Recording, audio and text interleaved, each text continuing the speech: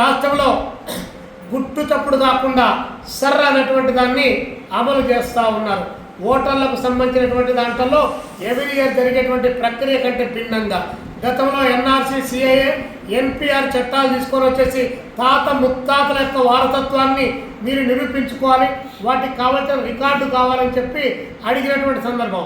దేశమంతా పెద్ద ఎత్తున ఆందోళన జరిగిన తర్వాత దాని నుంచి ఎక్కిపోయి ఇప్పుడు ఎస్ఐఆర్ సర్ అని చెప్పి తీసుకొని వచ్చారు. తమిళనాడులో 70 లక్షల ఓటర్స్ని తీసేశారు. అదేవిధంగా బెంగాల్లో దాదాపు 60 లక్షల పైచిలకు ఓటర్లు తీశారు, వాళ్ళు కోర్టుకు పోయారు. అదేవిధంగా బీహార్లో కొన్ని లక్షల ఓట్లు తీసేశారు. ఒక ఇంట్లోనే దాదాపు 7,000, ఒక ఊరిలో 7,000 ఓటర్స్ను పెట్టారు. ఒక ఇంట్లో 47 ఓట్లు ఉన్నట్టు కూడా మీరు చూపించారు. కానీ ఆడికి పోతే ఆ ఊర్లో ఆ ఇల్లు లేదు, ఆ ఓటర్స్ లేనటువంటి పరిస్థితి ఈరోజు ఉంది.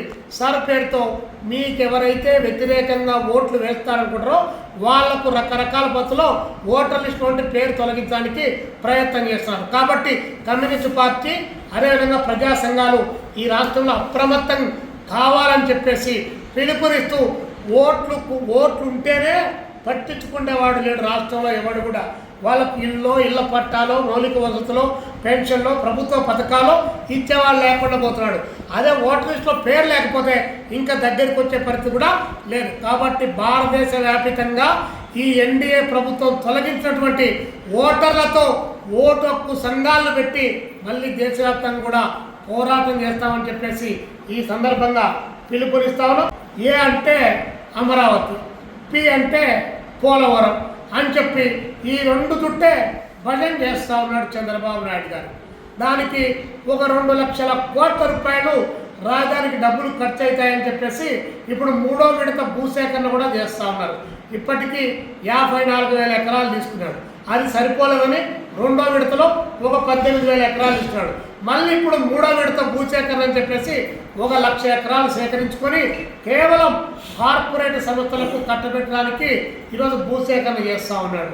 మరి ఇంత పెద్ద ఎత్తున భూములు తీసుకొని కారు చౌకగా కార్పొరేట్ కంపెనీలకు ఇచ్చి వాళ్ళ కంపెనీలకు మేము రాయితీలు ఇస్తేనే కదా వాళ్ళు ఇక్కడికి వస్తారు, వాళ్ళు మనకు ఏదైనా కూడా ఫ్యాక్టరీలు పెడతారని చెప్పి చెప్తారు.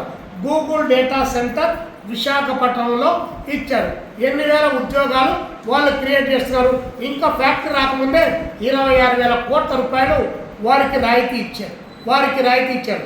అదేవిధంగా ఉర్సా కంపెనీకి ఒకదానికి రాయితీ ఇచ్చారు. టీసీఎస్ కంపెనీ 450 కోట్ల రూపాయలు విలువ చేసేదాన్ని ఎకరా 99 పైసలు, ఆశా చాక్లెట్ కూడా రానటువంటి దాన్ని ఎకరా 99 పైసలకు వారికి కట్టబెట్టారు.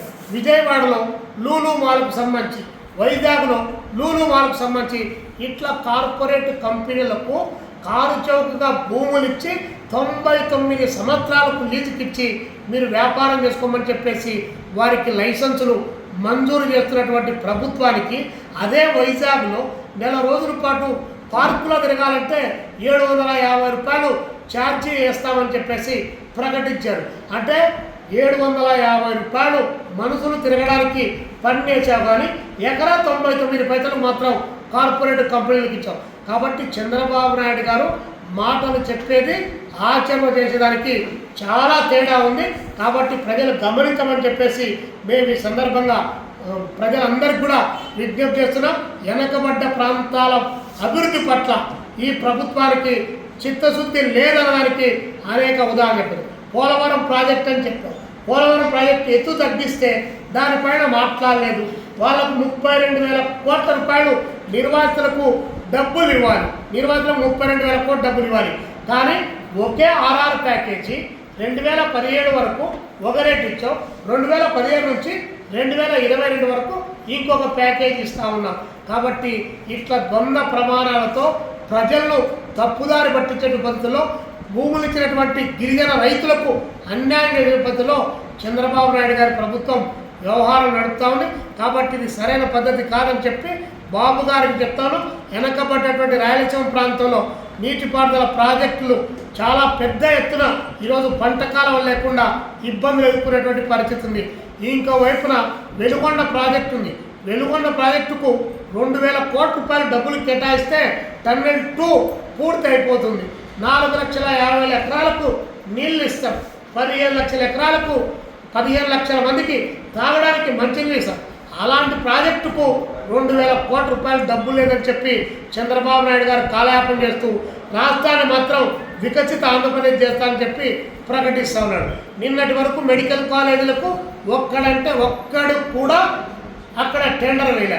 మళ్ళీ దాన్ని ఆ ఫైల్ను దులిపి మళ్ళీ ప్రైవేట్ రంగంలో పీపీపీ పేరుతో 3 రకాల పేరుతో మళ్ళీ మెడికల్ కాలేజీలను ప్రైవేట్ వ్యక్తులకు అప్పగిస్తారని చెప్పి చెప్తా ఉన్నాడు.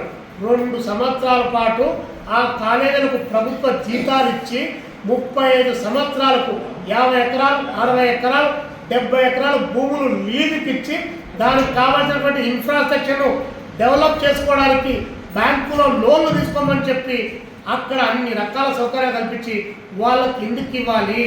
మీరు తెచ్చినటువంటి 3,30,000 కోట్ల రూపాయల అప్పుల కుప్పలో నుంచి ఒక 5,000 కోట్లు పెడితే 17 మెడికల్ కాలేజీలు వాటి 2 ప్రభుత్వ రంగంలో వస్తాయి.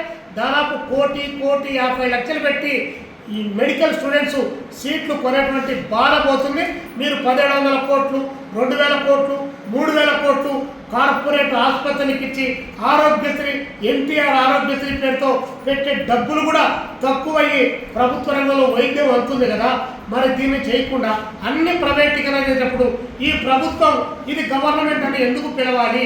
ఇది కూడా ఏదో ఏ ఆదానికో బదానికో ప్రైవేట్ వ్యక్తులకు అప్పగిచ్చేసి మీరు వచ్చి నెల జీతాలు తీసుకుంటే సరిపోతుంది కదా అని చెప్పి సిపిఐగా మేము భావిస్తాము. కాబట్టి ఇలాంటి అన్ని సమస్యలపైన భవిష్యత్తులో పోరాటానికి శ్రీకారం చుడతామని చెప్పేసి తెలియజేస్తాం.